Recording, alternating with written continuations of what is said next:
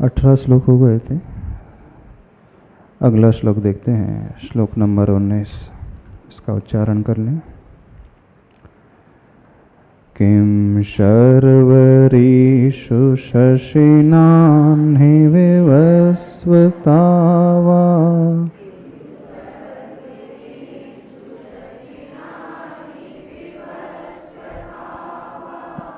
शशि नाहन्नी है कि नान्ही है? क्या पढ़ते हो?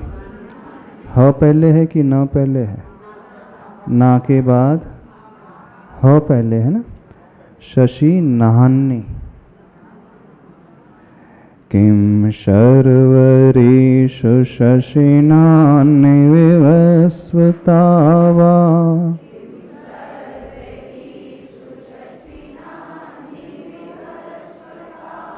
युष्मन्मुखेन्दुदलितेषु तमः सुनाथ।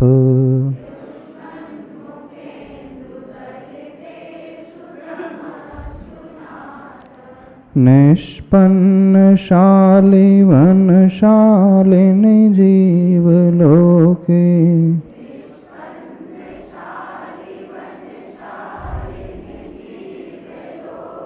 कार्यं कियज्जलधरैर्जलभारनं रहे।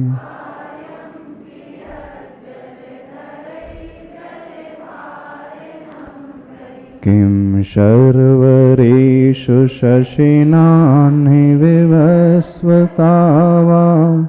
युष्मन्मुखेन्दुदलितेषु तमः सुनाथ।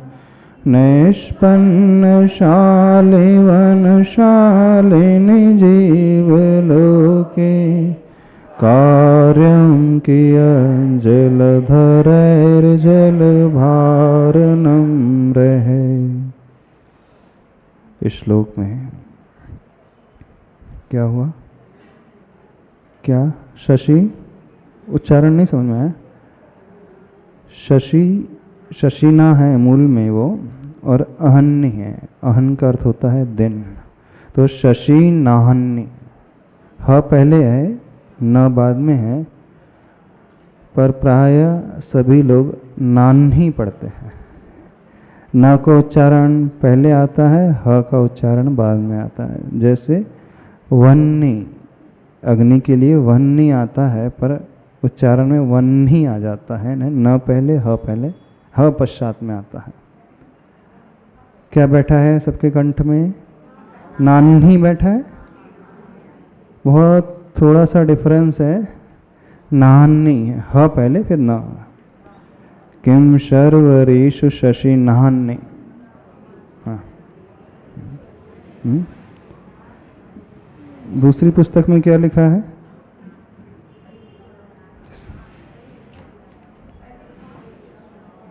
ह पहले है, हाँ। ह हलंत है, न पूरा है, उस अपेक्षा से लेना। इस श्लोक में पूज्यवराचार्य भगवान प्रभु की महिमा बता रहे हैं। हमें अन्य से क्या प्रयोजन जब सब कुछ मिल जाता है। इसके पहले शब्दार्थ को देख लेते हैं। दूसरे चरण में संबोधन जो प्रयोग किया है, नाथ, हे नाथ, हे स्वामिन, है ना। क्या है फिर उसके पश्चात? तमहसु युष्मन्मुखेन्दुदलितेषु। तम का अर्थ होता है अंधकार। युष्मत मतलब आपका, मुख, इंदु का अर्थ है मुख, चंद्रमा। आपके मुख चंद्रमा के द्वारा दलित हो गया है, नष्ट हो चुका है। क्या नष्ट हो चुका है? तमह, यानी वह अंधकार। जब आप श्री के मुख कमल के द्वारा नष्ट हो जाता है तो किम शर्वरीषु शशिना। शर्वरी का अर्थ होता है रात्रि। क्या हुआ? सर्व ऋषु का ने रात्रि में, रात्रि में उस शशिना यानी चंद्रमा से क्या प्रयोजन? अहन्नी का अर्थ हुआ दिन, दिन में उस विवस्वता से क्या प्रयोजन? विवस्वता का अर्थ है सूर्य, सूर्य का एक दूसरा नाम है विवस्वता। हमें सूर्य और चंद्रमा की आवश्यकता क्यों होती है? सूर्य की आवश्यकता क्यों? अंधकार को नष्ट करने के लिए, प्रकाश को प्राप्त करने के लिए, उस तेज को, ऊर्जा को पाने के लिए। चंद्रमा की आवश्यकता क्यों होती है रात्रि में? वह चांदनी बिखेरता है, वह भी अपने अनुसार प्रकाश फैलाता है। तो ये दोनों जो स्रोत हैं प्रकाश के, दिन में जो स्रोत है प्रकाश का वह सूर्य है, और रात्रि में जो स्रोत है वह चंद्रमा है।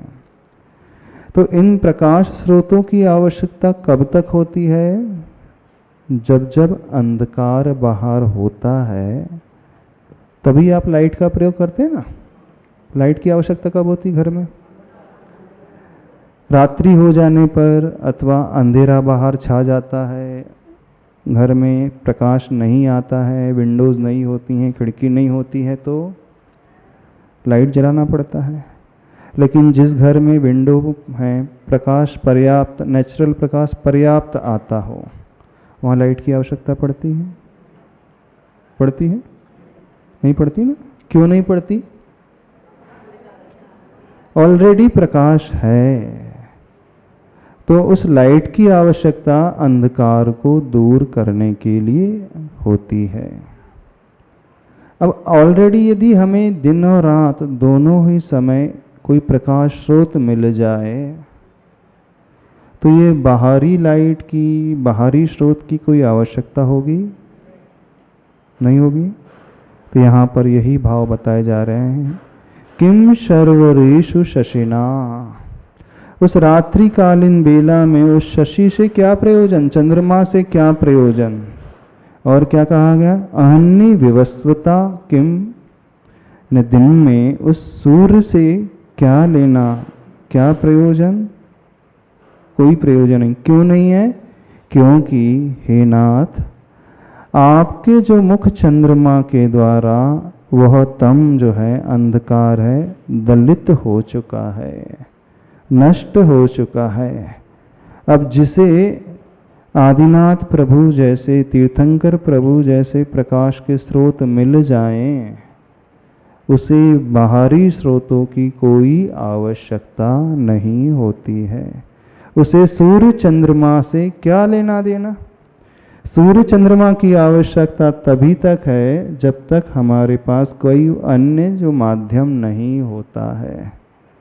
और इसे सर्वोत्कृष्ट माध्यम मिल गया प्रकाश का, उससे छोटे मोटे प्रकाश पुंज से कुछ लेना देना होता है? नहीं होता है ना। शब्दार्थ समझ में आ रहा है इसका? नीचे उदाहरण दिया जा रहा है, निष्पन्न शालिवन शालिनी जीव लोके कार्यम कियत जलधरैर जल भारनम रहे। यानी निष्पन्न यानी परिपूर्णता हो गई हो, किसकी? शाली की, धान्य की। यानी वे खेत जो धान्य से लहलहा रहे हों, फसल पक करके तैयार हो चुकी है। कहाँ पर? इस जीव लोक में। वे खेत जो सुशोभित हो रहे हैं पूर्ण तरीके से उन धान्यों से, यानी जब फसल प्राप्त हो चुकी है उस समय कियत जलधरैर, जलधर का अर्थ होता है बादल, जो जल को धारण करे सो जलधर यानी वे बादल। तो उन बादलों से जो जल के भार से नम्रीभूत होते हैं, झुके रहते हैं, यानी बरसने के लिए तत्पर रहते हैं, कोई आवश्यकता होगी? बादलों की आवश्यकता कब तक? जब तक फसल खड़ी नहीं होती है तभी तक बादलों की आवश्यकता होती है। जब कार्य पूरा सिद्ध हो गया तो उन बादलों से क्या प्रयोजन? कोई प्रयोजन नहीं। कब तक वो प्रयोजनीय होते हैं? जब तक कार्य पूर्ण नहीं होता है, जब तक खेत में पानी नहीं पहुंचता है, सिंचाई नहीं होती है, बुआई नहीं होती है, तभी तक बादलों की और जल की आवश्यकता है। लेकिन जब फसल तैयार हो चुकी है तो उस समय तो बादलों की कोई आवश्यकता ही नहीं। ये सामान्य से शब्दार्थ हुआ, समझ में आया? अब इसका भावार्थ क्या है? आप लोग पाठ करते हैं, इसका अनुवाद भी पढ़ते हैं। क्या अनुवाद पढ़ते हो इसका? हिंदी अनुवाद। कार का पूर्ण सत्यानाश शब्द है, विफल प्रयास। हाँ, तब क्या काम जब पके हुए धान्य से खेत लहलहा रहे हों, जो ऐसे बादल गर्जना कर रहे हैं, उन गर्जना करते हुए बादलों से क्या लाभ है? अर्थात कोई लाभ नहीं। इसका भावार्थ क्या है? आप लोगों ने क्या समझा इस श्लोक के भावार्थ से? चलो आप लोग से पूछ तो लें, चूँकि रोज पाठ पढ़ते हो ना। नहीं पढ़ते हो? भक्तामृत का पाठ तो करते हो। आप लोगों ने क्या भावार्थ निकाला इसका? कुछ तो निकलता होगा भावार्थ। आचार्य भगवान को क्या आवश्यकता पड़ गई लिखने की? उदाहरण दे रहे हैं। उन बादलों से क्या लेना देना जब खेत तैयार हो चुका है, फसल तैयार हो चुकी है? उस सूर्य और चंद्रमा से क्या लेना देना? ऑलरेडी हमारे पास आप जैसे प्रकाश स्रोत मिल गए हैं, यानी आपने उस अंधकार को नष्ट कर दिया है, तो क्या लेना देना? इसका भावार्थ क्या निकालते हैं आप लोग? कुछ नहीं निकालते? निकालते हैं कि नहीं निकालते? पढ़ते तो हो। इसके पीछे भाव क्या छिपा हुआ है? आचार्य भगवान हमें क्या समझाना चाह रहे हैं? माइक से बोलना, माइक से, माइक, तब तो आवाज आएगी यहाँ तक, और सब तक आवाज भी तभी तक पहुंचेगी। महाराज जी, इसमें ये हो सकता है कि जैसे जिन जिन चीज़ों से हम भगवान की तुलना करते हैं, उन भगवान तो उपमा रहे थे, चाहे वो सूर्य हो चाहे चंद्रमा हो। हाँ। लेकिन सूर्य और चंद्रमा की भी जहाँ ज़रूरत होती है, लेकिन अगर भगवान की भक्ति कर रहे हैं तो उनकी भी ज़रूरत नहीं है। चलो हम ही बता देते हैं। छोटी छोटी सुविधाओं की आवश्यकता किसे पड़ती है?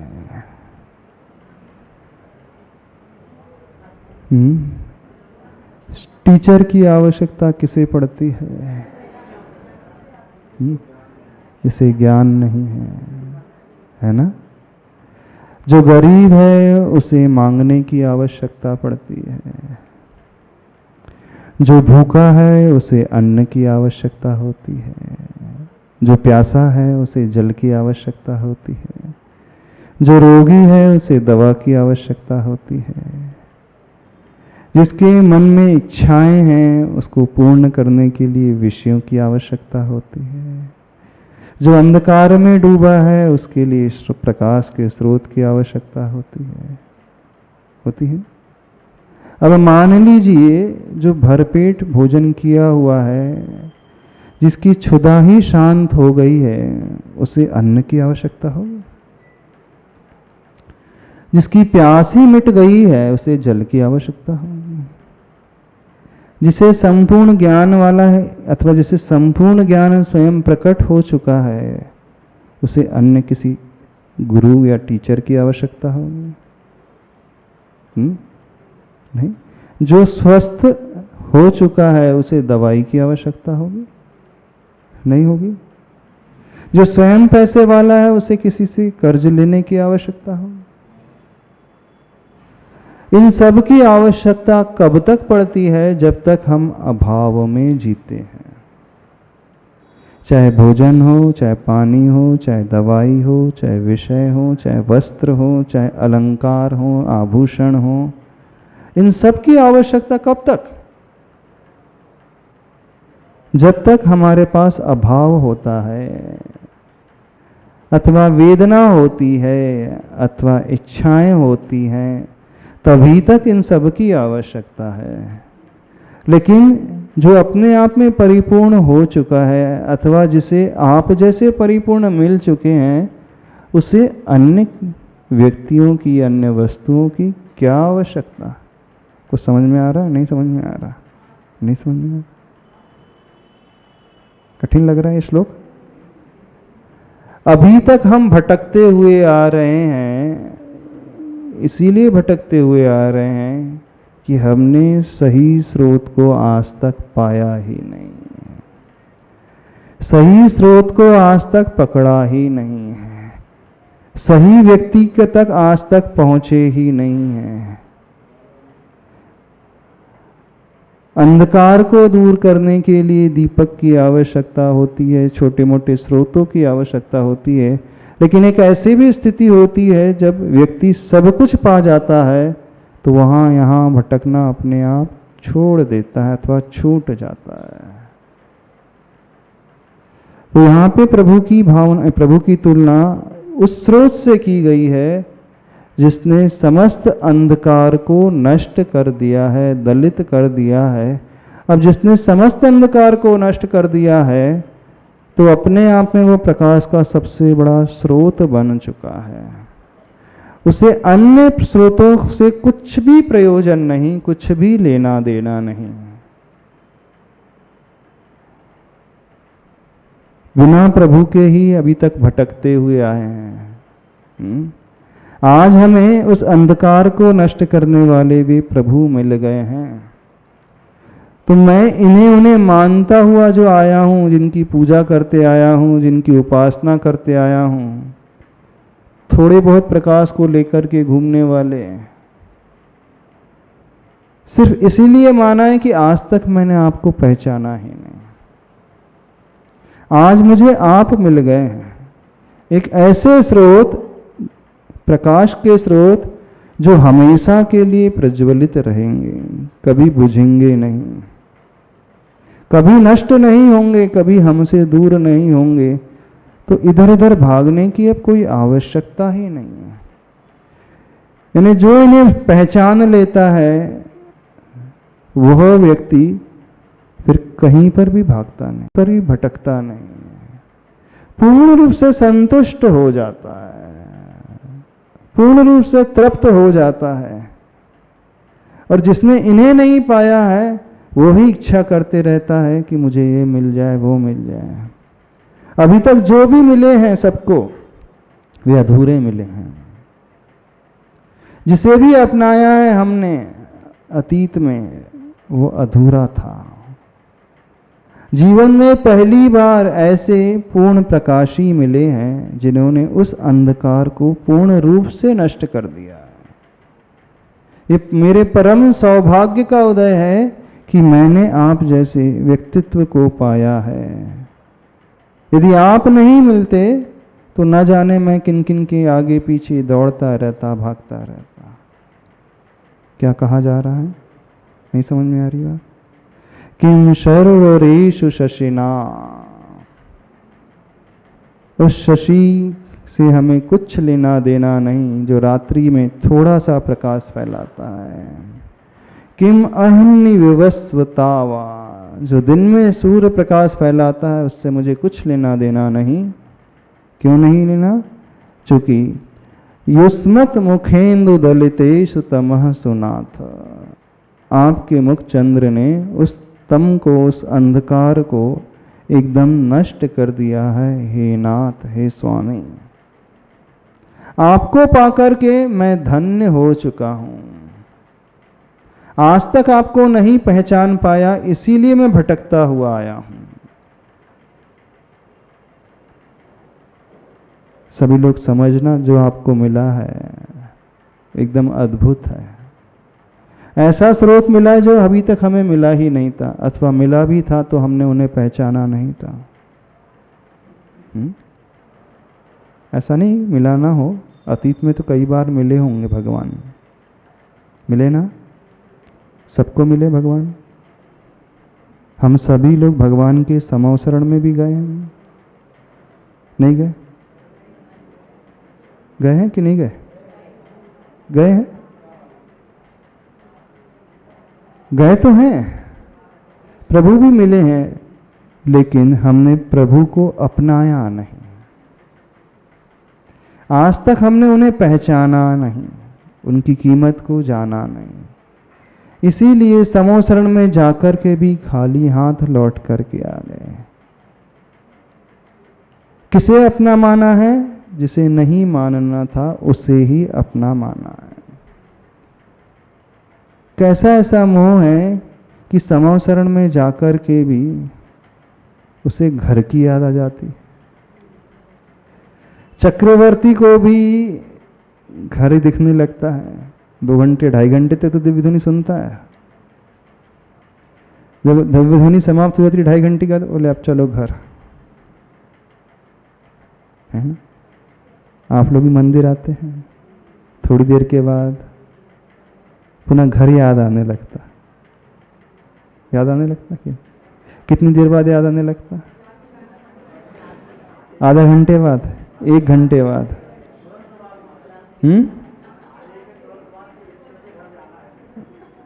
तुरंत बाद याद आने लगता है अब घर जाना है। चक्रवर्ती भी लौटा समूह शरण से, मोह की महिमा। आचार्य भगवान ने हाइकू लिखा है, चक्रवर्ती भी लौटा समूह शरण से, मोह की महिमा। अक्षर ज़्यादा बड़ा हो सकता है लेकिन भाव लगभग यही है। यानी वह चक्रवर्ती भी समूह शरण से लौट जाता है, तीर्थंकर को छोड़ करके लौट जाता है। ये मोह की अद्भुत महिमा है। उस मोह के कारण वो भगवान को भी छोड़ने के लिए तैयार हो जाता है। नहीं हो जाता? सभी लोग छोड़ने को तैयार हो जाते हैं। एक समय के बाद फिर बोरियत सी होने लगती है, या थकान होने लगती है, या घर याद आने लगता है। क्या हो जाता है? थकान हो जाती है, बोरियत होने लगती है, भूख लगने लगती है, प्यास लगने लगती है, परिवार याद आने लगता है। क्या समूह शरण में तो भूख प्यास भी नहीं लगती। चलो, उस समूह शरण में जो भी जाता है वह वहाँ पर ना प्यास है ना भूख है, सब सम वातावरण रहता है, बड़ा प्लेजेंट एटमॉस्फेयर रहता है, सुहाना एकदम मौसम बहुत अच्छा रहता है। ना गर्मी है ना शीत है, एकदम एयर कंडीशन। एसी नहीं लगा है लेकिन माहौल बिल्कुल ऐसा ही हो जाता है। वहाँ ना क्षुधा की वेदना है, ना तृषा की बात है, न शारीरिक कोई वेदना है। फिर भी व्यक्ति समूह शरण छोड़ करके अपने घर आ जाता है। साक्षात प्रभु को छोड़ करके, वहाँ प्रतिमा भी नहीं है, साक्षात हैं, चतुर्मुखी भगवान हैं, अष्ट प्रातिहार्यों से सहित हैं, असंख्यात देवी देवता बैठे हुए हैं। इतने अतिशय है, इतनी सुंदरता, सब कुछ अलग ही प्रकार की रचना, अद्भुत रचना जो आज तक कहीं नहीं देखी। रत्नमयी रचना है, स्वर्णमयी, चांद रजतमयी, सारे के सारे। उस अद्भुत वातावरण को छोड़ करके भी घर क्यों चले जाता? सब लोग चले जाते हैं, और अतीत में यही किया है सबने। क्यों? प्रभु को जाना, पहचाना, किंतु माना नहीं, है ना। प्रभु को जाना, पहचाना, किंतु माना नहीं। मानने का अर्थ है स्वीकारना। सद्दह दी, पत्ते दी, रोचे दी, फासे दी, 4 शब्दों का वर्णन आता है समय सार में, अन्य ग्रंथों में। सद्दह दी, रोचे दी, फासे दी। श्रद्धा करता है, रुचि करता है, स्पर्श करता है, प्रीति करता है। कौन? जो मानने वाला होता है प्रभु को। सामान्य से सबका अर्थ एक ही जैसा लगेगा। सद्दे दी, पत्ते दी, रोचे दी, फांसे दी, यानी सम्यक दर्शन के रूप में प्रयोग में आने वाला। लेकिन जो अंतरंग से चाहता है उन्हीं की श्रद्धा करता है, उन्हीं की रुचि करता है, उन्हीं की प्रतीति करता है और उन्हीं को स्पर्श करता है। क्या कहा गया?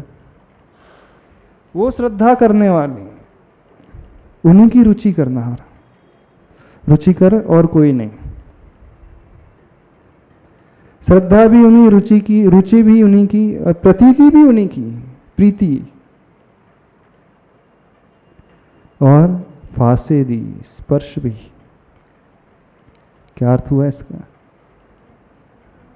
हाँ, 4 क्रियाओं का प्रयोग किया गया है। श्रद्धा करना, रुचि करना, प्रतीति करना, स्पर्श करना। क्यों आचार्य भगवान ने इन 4 क्रियाओं का प्रयोग किया? इसी के अभाव में व्यक्ति लौट जाता है। कहाँ लौट करके चले जाता है? अपने उसी जंजाल में लौट करके चले। अभी तक वो श्रद्धा नहीं हुई लगता, अभी तक वो रुचि नहीं आई है, अभी तक वो स्पर्श करने की बात नहीं आई है, वो प्रीति करने की बात नहीं।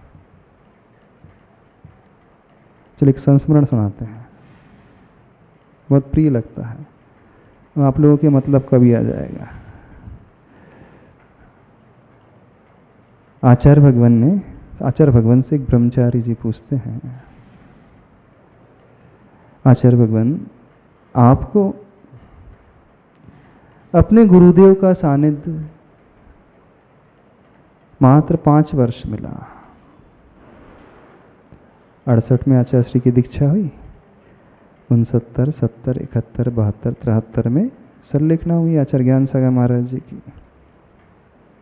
तो 1968 से लेकर 1973 तक मात्र इतना ही समय गुरु सानिध्य का मिला। बोले इतने कम समय में, और उसमें भी जो पहला वर्ष था वो भाषा सीखने में चला गया, और जो लगभग अंतिम वर्ष था वो सेवा में निकल गया गुरु की। तो देखा जाए तो आपको गुरु का सानिध्य कितना मिला? 3 ही वर्ष। अब इतना अल्प प्रवास, अल्प सानिध्य 3 वर्ष का मिला। अब प्रश्न क्या किया उन ब्रह्मचारी ने आचार्य भगवान से? हमें ये बताइए, इतने कम समय में आचार्य भगवान से आपने इतना सारा ज्ञान कैसे प्राप्त कर लिया? इतनी अल्प अवधि में आपको इतना सारा ज्ञान कैसे प्राप्त हो गया? तो आचार्य भगवान कहते हैं 3 वर्ष नहीं, और भी कम समय मिला हमें तो, क्योंकि शुरुआत में हमें तो यही समझ में नहीं आता था कि आचार्य श्री क्या बोलते हैं, वो तो मारवाड़ी में बोलते थे। तो हम सिर्फ उनके शब्दों को समझने में बहुत समय निकाल देते थे, और अंत का 1 वर्ष नहीं, लगभग और भी ज्यादा समय उनकी सेवा शुश्रूषा में चला गया। फिर भी 2.5-3 वर्ष तो बहुत ज्यादा हो गया। देखना आचार्य भगवान का उत्तर, बोले यदि कोई चाहे तो 1 वर्ष के समय में भी इससे अधिक ज्यादा ज्ञान प्राप्त कर सकता है। क्या कहा? 2.5-3 वर्ष तो ज्यादा हो गया। बोले आप तो 5 वर्ष कर रहे थे, फिर 3 वर्ष नहीं, 2.5-3 वर्ष तो अधिक हो गया। बोले इससे भी अल्प अवधि में, यानी मात्र 1 वर्ष का समय मिले तो भी उनसे ले सकता है, लेकिन शर्त एक ही है। वो शर्त क्या है? कि जो दे रहा है और जो ले रहा है उनके बीच में कोई ना आए। क्या कह रहे? देने वाले और लेने वाले के बीच में कोई भी न आए।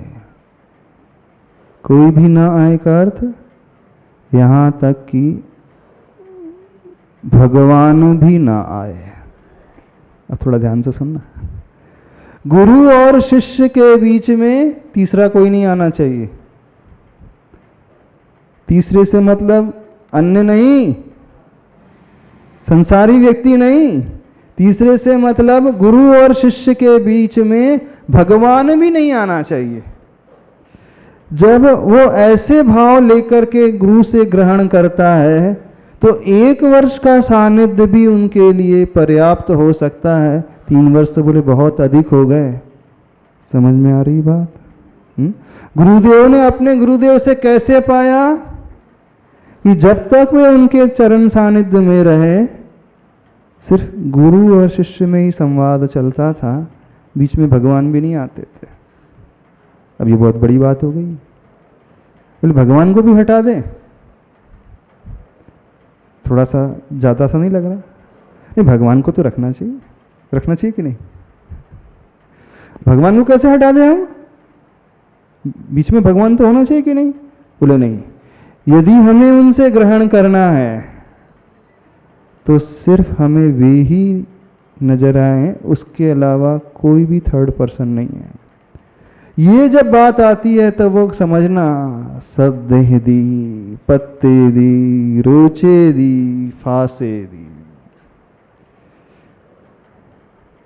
यानी वो श्रद्धा उन्हीं की कर रहा है, रुचि उन्हीं की कर रहा है, स्पर्श उन्हीं को कर रहा है, प्रतीति भी उन्हीं की कर रहा है, तब वह प्राप्ति होती है। ऐसा विनय का भाव, ऐसा ग्रहण करने का भाव, ऐसी आतुरता भीतर हो कि हमें उनके अलावा और कोई भी नजर ना आए पूरे समय तक। तो मानना हम ग्रहण कर रहे हैं, कुछ कर रहे हैं। अभी तो क्या होता है, हम प्रभु को जानते हैं, पहचानते भी हैं, लेकिन मानते नहीं हैं, तानते और है ना? तानते और हैं। तो जब भक्ति की जा रही है, भक्त और भगवान के बीच में कोई नहीं आना चाहिए। जिनवाणी भी नहीं, दूसरी वाणी भी नहीं, दूसरा व्यक्ति भी नहीं, अन्य कोई नहीं, सिर्फ वे ही दो। बहुत बड़ी बात है। भगवान को भी गौण कर देना बड़ी बात नहीं? ऐसा तो नहीं लग रहा, ये उद्दंडता जैसी तो नहीं लग रही? ये हमारे वाक्य नहीं, आचार्य भगवान के वाक्य हैं। आचार्य भगवान ने जो उत्तर दिया कि गुरु और शिष्य के बीच में कोई ना आए, तब वह पूरा समर्पण माना जाता है। तब वह ज्ञान का लाभ होता है, तब इच्छित वस्तु की प्राप्ति होती है, तब जो हम चाह रहे हैं वो फल हमें मिलता है। और यदि कोई बीच में दूसरा आ जाए तो फिर डिस्ट्रैक्शन होने लगता है ना? डिस्ट्रैक्शन होने लगता है, मन भटकने लगता है। तो भगवान से भी डिस्ट्रैक्शन हो सकता है, भगवान के आने से भी डिस्ट्रैक्शन हो सकता है। हो सकता है, क्यों नहीं हो सकता है? हो सकता है। थोड़ी बड़ी बात तो नहीं कह रहे आचार्य भगवान? हो सकता है कि नहीं हो सकता? बहुत बड़ी बात कह रहे हैं आचार्य भगवान। और भगवान को भी भूल जाओ बोले, भगवान को भूलने के लिए कह रहे हैं वो। क्यों कह रहे हैं? तभी तो हमें गुरु से मिलेगा। और जब हम भगवान की भक्ति कर रहे हैं तो फिर गुरु को भी भूल जाओ, तभी हमें भगवान से मिलेगा। आपको याद होगा एक दिन हमने आप लोगों से कहा था, जब भक्तामर स्तोत्र पढ़ रहे हैं तो आचार्य मानतुंग स्वामी जी महाराज जी को भी भूल जाना। कहा था ना? वो आप कहोगे कि महाराज जी आप तो लंबी लंबी दिए जा रहे हैं। आप स्वयं ही जयकारा में लगाते हैं, मंगलाचरण में पहले आचार्य मानतुंग स्वामी जी की जय बोलते हैं, फिर अभी हमसे कह रहे हैं कि मानतुंग स्वामी जी को ही भूल जाए। जब तक प्रवेश नहीं हो रहा है, जब तक शुरुआत नहीं हो रही है, तब तक उनका उपकार मानेंगे ही हम, क्योंकि बिना उपकार का वो भाव आए कुछ हो ही नहीं सकता। लेकिन जब शुरू हो गया है तब उनको भी भूल जाना। तब आदिनाथ भगवान और हम, और कोई नहीं। संसार के लोग तो आए ही ना, परिवार तो आए ही ना, बच्चे तो आए ही ना, माता पिता आए ना, इंद्रिय के विषय तो आए ही ना। भगवान के अलावा कोई भी नहीं। गुरु भी नहीं, हाँ गुरु भी नहीं, उस समय गुरु को भी साइड लाइन, उनको भी गौण कर दें। क्यों? क्योंकि हमारे लिए प्रयोजनभूत आप ही हैं, आपके अलावा और कोई नहीं।